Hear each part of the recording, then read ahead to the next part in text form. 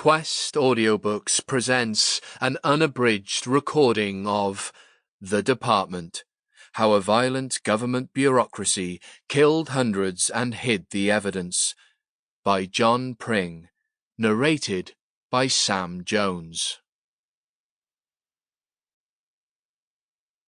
Preface. "Hundreds of deaths," he cries.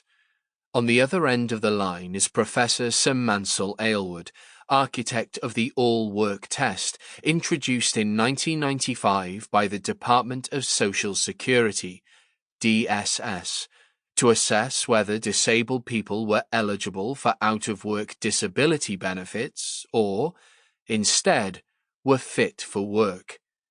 Now 80 years old, he is still working 2 days a week at Cardiff University. I hope our conversation will be the final piece in a grim puzzle that stretches across 5 decades.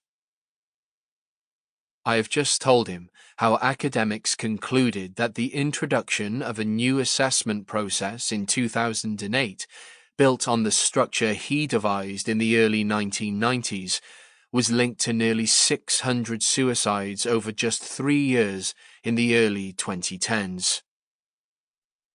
The figures you quote to me are, I just don't understand. Something's gone wrong, he says.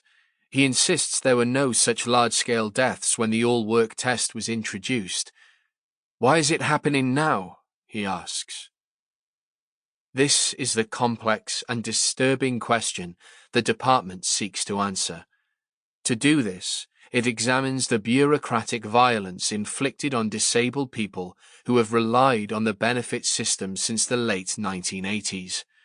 As my friend and collaborator Dr. China Mills, who introduced me to the idea of slow bureaucratic violence, says, the consideration of time is crucial to understanding how this happened, how the everyday actions of bureaucrats, ministers, and private sector executives combined to inflict awful violence on disabled people who rely on the welfare state.